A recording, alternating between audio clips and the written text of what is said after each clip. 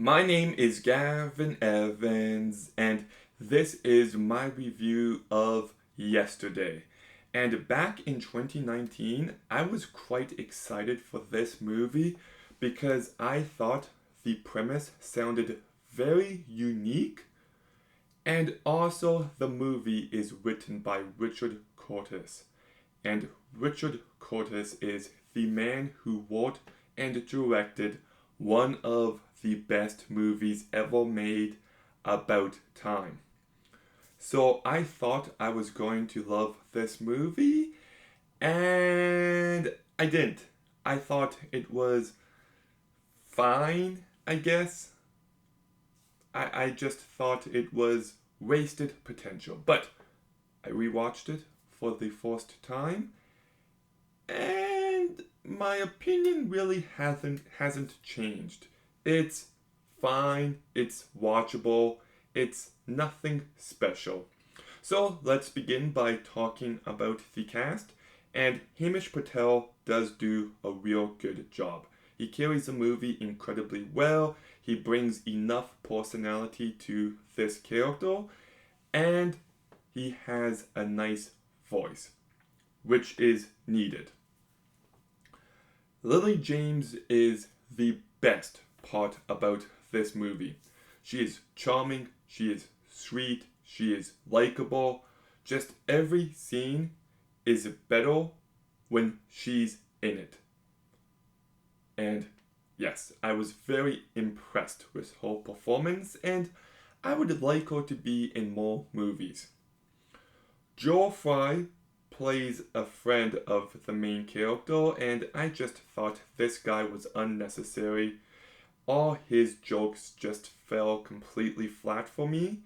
And Ed Sheeran, I know people hate him, but here's the truth. I've been a fan since day one, loved this guy's music, and I thought he did a perfectly fine job here. He's not challenging himself like hell, like he's playing himself, but he's convincing.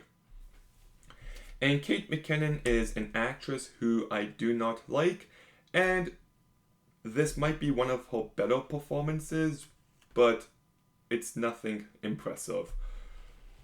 So, the cast isn't amazing, but the two leads are very good. I think the thing about this movie is that you hear the plot about this guy who realizes that no one else remembers the Beatles.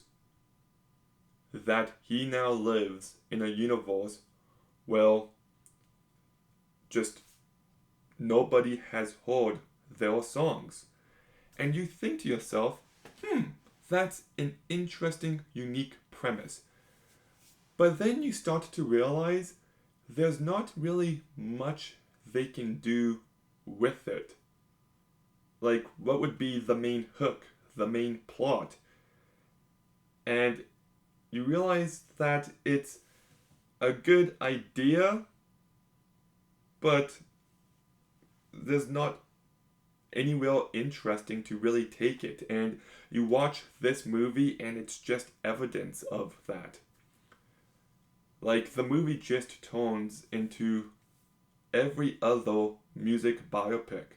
This guy gets famous, and then he gets recognized, and he doesn't like the fame, and he goes through a lot internally, and he realizes that the people in his life are better than fame and fortune. And don't get me wrong, that's a good story. Like, you give the main character everything that he wanted, only for him to realize he doesn't want it. That is good storytelling. And I do like how this movie is about authenticity and prioritizing what you want out of life. But the issue here is that it's just nothing new. Like I said, it feels like every other music biopic. But that said, the movie can still be quite charming. It has its wit. It can be really sweet. It can be funny. and it's still an entertaining movie. So I'll give the movie that. But I also feel like the movie makes some serious missteps in the very end. Like the entire movie, it feels like it's building to this climax of him singing to the girl Wonderwall by Oasis, and then he just doesn't, and it's actually just baffling. They set it up so perfectly throughout, and they don't follow through. It's very odd, actually. Now, instead, oh, by the way, spoiler alert, but he is on stage and he tells her that he loves her. And I was not a fan of that moment. I don't like public, loud claims of love. I prefer these kind of moments to feel intimate, to feel sincere. And then he tells everyone that he didn't write these songs. It was Ringo and George and Paul and John.